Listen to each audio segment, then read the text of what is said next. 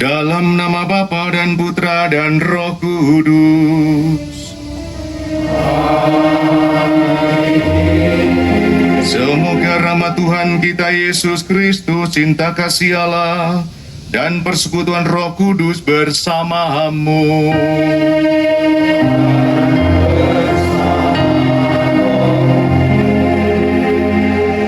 Bapak, Ibu, Saudara-saudari, teman-teman muda dikasih Tuhan, selamat pagi.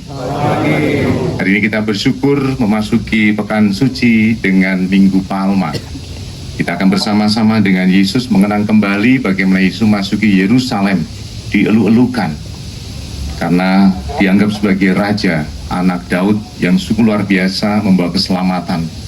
Kita akan memasuki Yerusalem bersama, dan tentu elu-elu atau dielu-elukan kemudian akan berubah menjadi hujatan yang sungguh luar biasa. Itulah jalan salib Yesus, dan kita ditantang untuk setia memasuki Yerusalem bersama dengan Yesus, memasuki jalan salib dengan jatuh bangun, kesulitan hidup, penderitaan, dan juga tantangan.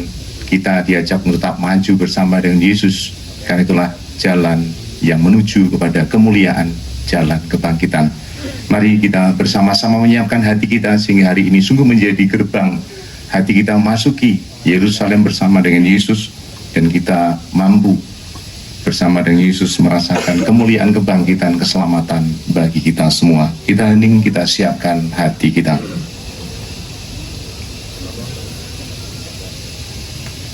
Marilah kita berdoa. Allah yang Maha Kuasa dan Kekal, kuduskanlah daun palma ini dengan berkat-Mu, Bapa, Putra, dan Roh Kudus. Semoga kami yang mengiringi Raja Kristus dengan penuh sukacita diperkenankan masuk Yerusalem abadi bersamanya, sebab Dialah Tuhan pengantara kami. Amin.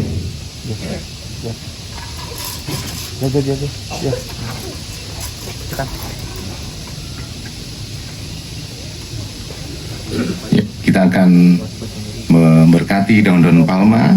Silahkan mengangkat, dan kita akan semakin diperciki daun palma.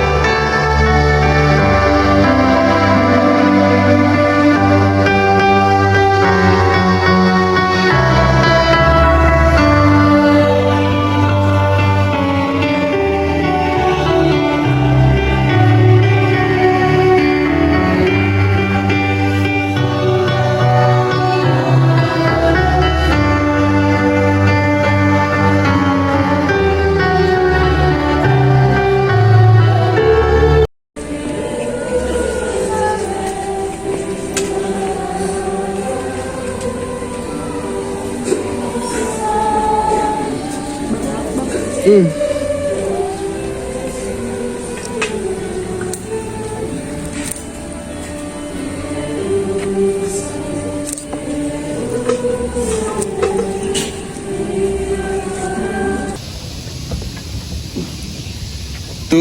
bersamamu.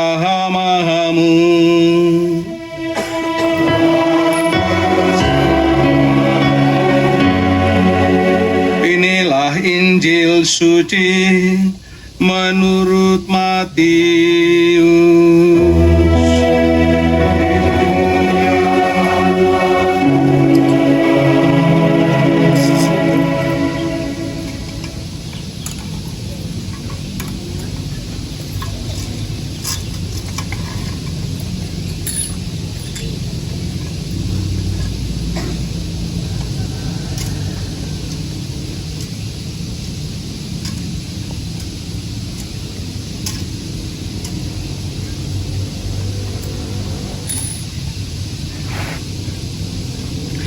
Dalam perjalanan ke Yerusalem, ketika Yesus dan murid-muridnya telah dekat Yerusalem dan tiba di Betfage yang terletak di Bukit Zaitun, Yesus menyuruh 2 orang muridnya dengan pesan, "Pergilah ke desa yang di depanmu itu.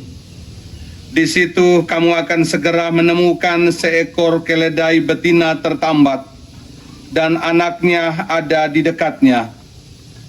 Lepaskanlah kedua keledai itu dan bawalah kepadaku. Jika ada orang menegur kamu, katakanlah, Tuhan memerlukannya. Ia akan segera mengembalikannya, dan hal itu terjadi supaya digenapi firman yang disampaikan melalui nabi. Katakanlah kepada putri Sion, lihat, rajamu datang kepadamu. Ia lemah lembut dan mengendarai seekor keledai betina dan seekor keledai beban yang muda." Lalu pergilah kedua murid itu dan berbuat seperti yang ditugaskan Yesus kepada mereka. Mereka membawa keledai betina itu bersama anaknya, lalu mengalasinya dengan pakaian mereka, dan Yesus pun duduk di atasnya. Orang banyak yang sangat besar jumlahnya menghamparkan pakaiannya di jalan. Ada pula yang memotong ranting-ranting dari pohon-pohon dan menyebarkannya di jalan. Orang banyak yang berjalan di depan Yesus dan yang mengikuti dia dari belakang berseru, "Hosana bagi Putra Daud. Terpujilah dia yang datang dalam nama Tuhan. Hosana di tempat yang maha tinggi." Ketika Yesus masuk ke Yerusalem, gemparlah seluruh kota itu, dan orang berkata, "Siapakah orang ini?" Orang banyak itu menyahut, "Inilah Nabi Yesus dari Nazaret di Galilea." Demikianlah sabda Tuhan.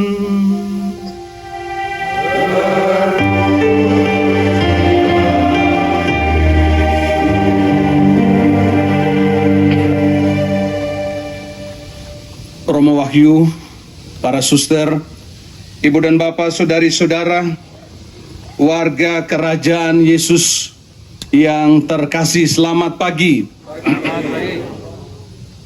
Konon pada zaman dahulu, orang dapat memahami maksud kedatangan seorang raja dari cara ia memasuki kota.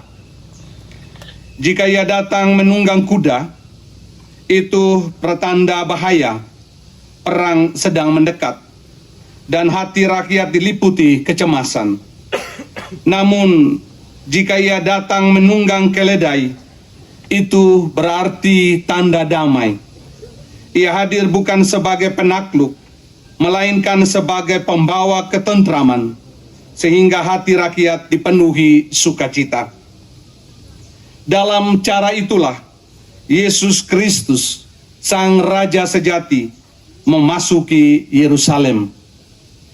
Ia menunggang seekor keledai, hendak menyatakan bahwa ia adalah Raja yang dijanjikan, pembawa damai sejahtera. Ia tidak datang dengan kemegahan dunia, melainkan dalam kelemah lembutan dan kerendahan hati. Kerajaannya bukan dibangun di atas kuasa, melainkan di atas cinta kasih. Dan dari kerendahan itulah ia melangkah menuju penyerahan diri yang sempurna, ditangkap, diadili, dan disalibkan demi menyelamatkan manusia.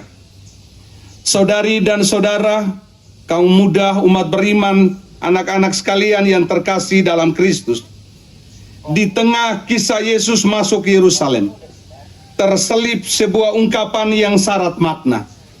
Tuhan memerlukannya. Betapa menggetarkan hati, Dia yang Maha Kuasa justru menyatakan kebutuhannya. Ia tidak memilih kuda perang atau kereta kebesaran, melainkan seekor keledai kecil milik orang sederhana. Disinilah tersingkap cara Allah berkarya. Ia memakai yang kecil, mengangkat yang sederhana, dan memulai karya agungnya dari apa yang sering dianggap remeh. Dari seekor keledai itu, perjalanan menuju salib dimulai, dan sejarah keselamatan bergerak menuju puncaknya. Saudari dan saudara, warga kerajaan Kristus yang terkasih, kita yang hadir dalam perayaan Minggu Palma ini perlu menanggapi permintaan Yesus. Tuhan memerlukannya. Tanggapan kita dengan melihat keluarga-keluarga kita, komunitas kita, dan masyarakat di sekitar kita sebagai ladang iman, harapan, dan kasih yang harus diperjuangkan dengan setia. Caranya sederhana, tetapi harus nyata, yaitu menolong yang membutuhkan, mendoakan yang lemah, dan menguatkan yang rapuh. Di sekitar kita, ada banyak orang yang memerlukan, keluarga-keluarga yang sedang dalam kesulitan, orang-orang sakit yang membutuhkan perhatian, hati yang putus asa yang rindu untuk didengarkan. Ketika tangan kita terulur, ketika doa kita dipanjatkan, ketika kita hadir dengan kasih, disitulah Kristus sedang memerlukannya. Maka, dalam setiap tindakan sederhana yang kita lakukan, Tuhan seolah berbisik lembut ke telinga kita, "Aku memerlukan kamu." Saudari dan saudara terkasih, hari ini Tuhan masih bersabda, "Aku memerlukannya." Ia memerlukan kita sebagai sarana kasih-Nya. Kitalah keledai-keledai yang dipilihnya untuk menghadirkan Dia di tengah dunia ini. Jika kita menutup diri, rahmat itu bisa berlalu tanpa berbuah. Tetapi jika kita bersedia, meski sederhana dan terbatas, Tuhan akan mengerjakan hal-hal besar melalui kesetiaan kita. Tuhan tidak menuntut kehebatan, melainkan Dia hanya meminta hati yang selalu terbuka dan siap dipakai oleh-Nya. Maka saudari-saudara, marilah kita berlangkah bersama Yesus Sang Raja sambil berseru, "Hosana Putra Daud." Bukan hanya dengan kata-kata, tetapi dengan iman yang hidup. Kita siap mengikuti Dia, bukan hanya dalam sukacita, tetapi juga siap berjalan di jalan salib-Nya. Jangan mundur ketika jalan menjadi berat, dan jangan menyerah ketika iman diuji dalam banyak pencobaan. Sebab Tuhan memanggil kita dan Ia memerlukan kita bukan karena kita hebat, tetapi karena Ia ingin mengasihani dunia melalui kita, orang-orang yang dipilih-Nya. Tuhan memberkati kita.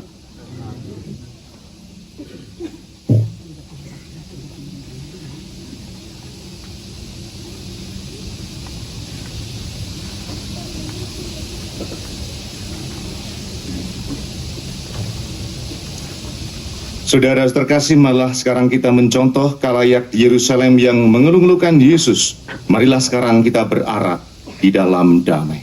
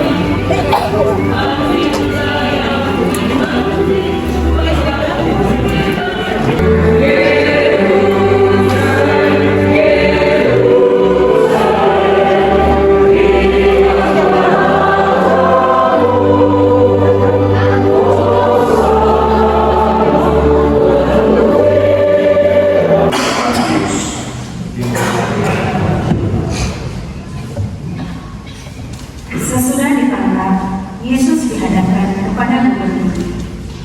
Gubernur itu bertanya kepadanya. Benarkah engkau raja orang Yahudi? Jawab Yesus. Engkau sendiri yang mengatakannya.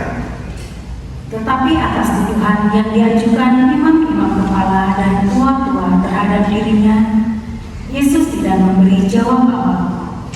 Lalu kata Pilatus kepadanya, Tidakkah engkau dengar betapa banyaknya tuduhan saksi-saksi ini terhadap engkau? tetapi Yesus tidak menjawab sepatah kata pun, sehingga gubernur itu sangat heran. Telah menjadi kebiasaan bagi gubernur untuk membebaskan satu orang hukuman pada tiap hari raya itu atas pilihan orang banyak. Pada waktu itu, ada dalam penjara seorang yang terkenal kejahatannya bernama Barabas. Karena mereka sedang berkumpul di sana, Pilatus bertanya kepada mereka, Siapa yang kamu kehendaki aku bebaskan bagimu? Barabas atau Yesus yang disebut Kristus? Pilatus sebenarnya tahu bahwa mereka telah menyerahkan Yesus karena dengki. Ketika Pilatus sedang duduk di kursi pengadilan, istrinya mengirim pesan kepadanya, "Jangan engkau mencampuri perkara orang benar itu, sebab dalam mimpi tadi malam aku sangat menderita karena dia." Tetapi oleh hasutan imam-imam kepala dan kaum tua-tua, orang banyak bertekad untuk meminta supaya Barabas dibebaskan dan Yesus dihukum mati. Gubernur itu bertanya kepada mereka, Siapa di antara kedua orang itu yang kamu kehendaki ku bebaskan bagimu? kata mereka. Barabas. Kata Pilatus kepada mereka, Kalau begitu, apakah yang harus kuperbuat dengan Yesus yang disebut Kristus? mereka semua berseru. Ia harus disalibkan. Kata Pilatus, Tetapi kejahatan apakah yang telah dilakukannya? namun mereka berteriak semakin keras, Ia harus disalibkan. Ketika Pilatus melihat bahwa segala usaha akan sia-sia, malah sudah mulai timbul kekacauan, ia mengambil air dan membasuh tangannya di hadapan orang banyak seraya berkata, Aku tidak bersalah terhadap darah orang ini. Itu urusan kamu sendiri. Seluruh rakyat itu menjawab, Biarlah darah yang ditanggungan atas kami dan atas anak-anak kami. Lalu Pilatus membebaskan Barabas bagi mereka, tetapi Yesus dicambuknya, lalu diserahkannya untuk disalibkan.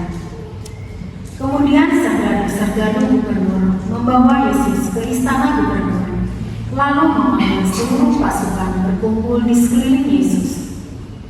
Mereka menanggalkan pakaian Yesus dan mengenakan mantel ungu kepadanya. Mereka menganyam sebuah mahkota duri dan menaruhnya di atas kepala Yesus, lalu memberikan sebatang bunga di tangan kanannya. Kemudian mereka berlutut di hadapannya dan mengolong-olongnya. Salam, hai Raja orang Yahudi. Mereka meludahinya, lalu mengambil wudhu itu dan memukulkannya ke kepala Yesus. Sudah mengolong-olong dia, mereka menanggalkan mantel yang dipakainya itu dan mengenakan kembali pakaiannya kepadanya. Kemudian mereka membawa dia keluar untuk disalibkan. Ketika berjalan keluar kota, mereka berjumpa dengan seorang dari Kirene yang bernama Simon. Orang itu mereka paksa untuk memikul salib Yesus. Kemudian sampailah mereka di suatu tempat yang bernama Golgota, artinya tempat tengkorak. Lalu mereka memberi Yesus minum anggur bercampur ember. Setelah mengecapnya, ia tidak mau meminumnya. Sesudah menyalibkan Yesus, para serdadu membagi-bagi pakaian Yesus dengan membuang putih. Lalu mereka duduk di situ menjaga dia. Di atas kepala Yesus terpasang tulisan yang menyebut alasan mengapa ia dihukum. Inilah Yesus, Raja orang Yahudi. Bersama dengan dia disalibkan dua orang penyambut, seorang di sebelah kanan dan seorang di sebelah kirinya. Orang-orang yang lewat di sana menghujat Yesus, dan sambil menggelengkan kepala, mereka berkata, "Hai engkau yang mau meruntuhkan bait suci dan mau membangunnya kembali dalam 3 hari, jika engkau putra Allah, turunlah dari salib itu dan selamatkanlah dirimu." Demikian juga imam-imam kepala bersama ahli Taurat dan tua-tua mengolok-olok Yesus, dan mereka berkata, "Orang lain ia selamatkan, tetapi dirinya sendiri tidak dapat ia selamatkan. Jika ia Raja Israel, baiklah dia turun dari salib itu, maka kami akan percaya kepadanya. Ia mempercayakan dirinya kepada Allah. Biarlah Allah menyelamatkan dia sekarang, jika Allah berkenan kepadanya. Karena ia telah berkata, 'Aku putra Allah.'" Bahkan penyambut-penyambut yang disalibkan bersama-sama dengan Yesus mencelanya demikian juga. Mulai dari pukul 12, kegelapan meliputi seluruh daerah itu sampai pukul 3. Kira-kira pukul 3 berserulah Yesus dengan suara nyaring, Eli, Eli, lama sabachthani. artinya, "Allahku, Allahku, mengapa engkau meninggalkan aku?" Mendengar itu, beberapa orang yang berdiri di situ berkata, "Ia memanggil Elia." Kemudian datanglah segera seorang dari mereka. Ia mengambil bunga karam, mencelupkannya di dalam anggur asam, lalu menancapkannya pada sebatang bulu dan memberi Yesus minum. Tetapi orang-orang lain berkata, "Jangan, baiklah kita lihat apakah Elia datang untuk menyelamatkan dia." Yesus berseru pula dengan suara nyaring, lalu menyerahkan nyawa.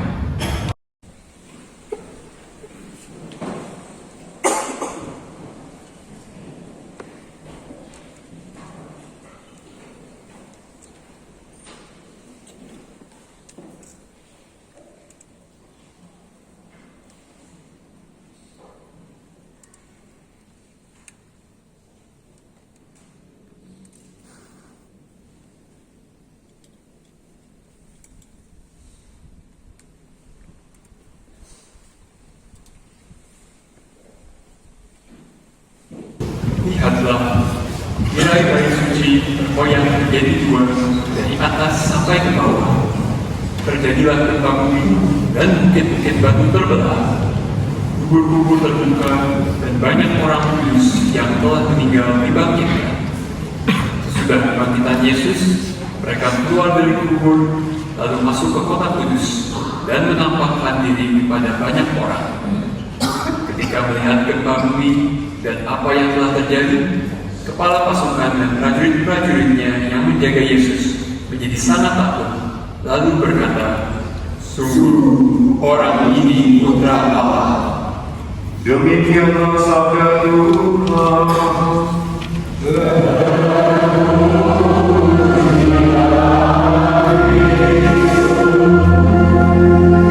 Yaitu dengan Minggu Palma. Banyak hal yang menarik bisa kita renungkan pada Minggu Palma ini. Ya, tadi di awal kita sudah dibantu dari Romo Fidel untuk merenungkan bagaimana Yesus memasuki Yerusalem dengan diperlakukan, yaitu dengan daun palma diberikan atau kemudian diletakkan di jalan-jalan untuk kemudian menyambut Yesus yang dianggap sebagai juru selamat. sebagai pembawa harapan, pembebasan, sukacita di dalam tradisi mereka pada waktu itu, suasana politik yang tidak baik. Dan mereka Yesus masuk memakai keledai. Ada beberapa paroki yang memang kemudian mendramatisasi atau buat drama ya romonya dari lapangan itu pakai keledai. Ya. Dulu di paroki Magnus pernah juga pakai kuda. Ya, mau dinaikin kudanya main. Jadi enggak jadi dinaikin. Ya. Artinya udah kayak kuda dilulukan. Ya. Ada juga yang kemudian memodifikasi sepeda ontel. Ya. Sepeda ontel supaya sebagai bentuk kesederhanaan ya, dibandingkan dengan sepeda yang lain. Banyak sekali hal-hal yang kemudian menjadi semacam ya inkulturasi atau improvisasi di dalam liturgi yang kadang juga tidak pas, berlebihan ya. Tadinya juga mau pakai keledai atau kuda ya, di Lembang banyak juga ya. Atau sapi, naik sapi perah. Saya satu, Robidah satu ya. Ini sebagai bentuk untuk kita masuk pada pengalaman yang betul mendalam. Bapak Ibu saya terkasih, teman-teman muda, menarik sekali ketika Minggu Palma ada dua hal pengalaman yang berbeda tetapi mendalam. Yang pertama, bagaimana Yesus masuk ke Yerusalem dieluk-elukan dengan daun palma.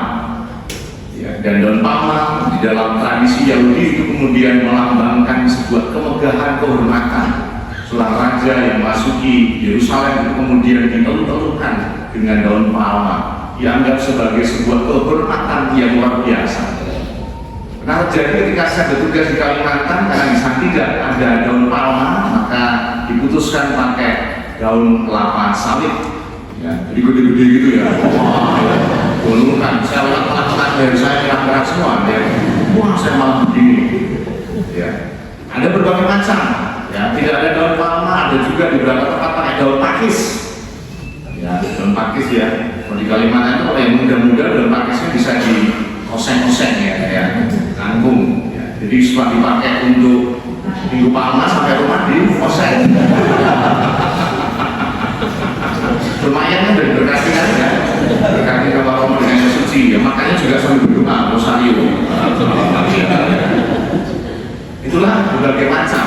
Karena daun palma atau kemudian dalam tradisi berapa tentu tidak semua punya daun palma, tetapi ya termasuk dalam keluarga atau famili palma yang bisa digunakan. Itulah yang kemudian menjadi sebuah tanda kehormatan, tanda sukacita bahwa seorang raja itu hadir memasuki tempat Yerusalem. Tetapi Bapak Ibu saudara terkasih, nada yang sungguh berbeda itu terjadi. Yang tadinya Hosana anak Daud, Hosana putra Daud, Yerusalem, Hosana ya Yerusalem, Yerusalem. Ada sukacita, tetapi kemudian dibalik itu berubah. Bapak terkasih, baru saja kita dengarkan kata-kata yang kemudian menusuk dan menghina, salibkan dia, salibkan dia. Yang tadi itu orangnya sama, gerombolan atau orang-orangnya sampai tadi yang mengatakan Hosana putra Daud, Hosana raja, luar biasa. Tapi kemudian berubah pada pengalaman yang berbeda, salibkan dia, salibkan dia. Kata-kata yang tadinya baik, penuh dengan puji-pujian, penuh dengan kehormatan, tapi kemudian berubah menjadi hujatan, menjadi hinaan.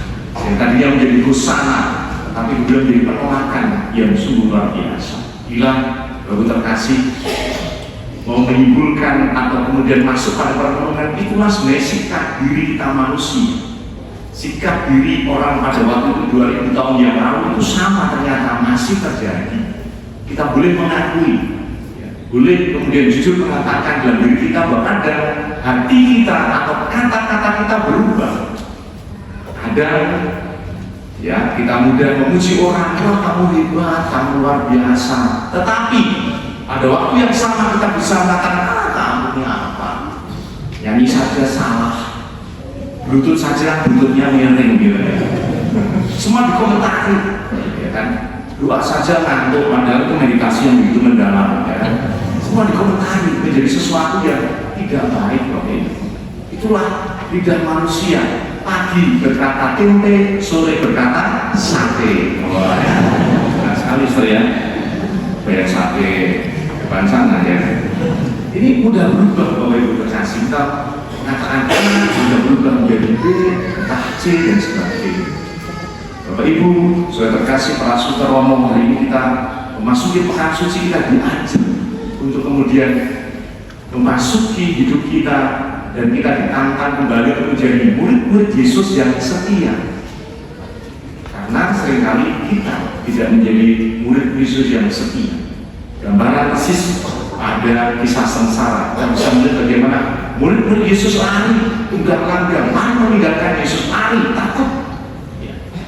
Tadinya wah ingin membela Yesus, tadinya ikut setia dengan Yesus, tapi kemudian lari melihat sebuah kenyataan yang sungguh luar biasa, penderitaan. Melihat penderitaan mereka, lari tunggang langgang meninggalkan Yesus. Bapak Ibu terkasih, gambaran diri kita manusia. Ketika iman kita kering, iman kita kemudian runtuh, kita tidak meninggalkan Yesus. Tapi ketika kita mendapatkan berkat luar biasa, kemudahan, kemudian waduh Tuhan Yesus terima kasih, hosana, haleluya, ya, sampai keras-keras dianggap ini sehat atau tidak, gitu ya. Haleluya, ada rezeki, amin, amin. Tapi kalau nggak ada rezeki sedang susah, aduh, ngapain di gereja susah, ya. Ngapain ke lingkungan susah, Tuhan kemana Tuhan, kok berada? Seperti Israel, Eli, lama sabar.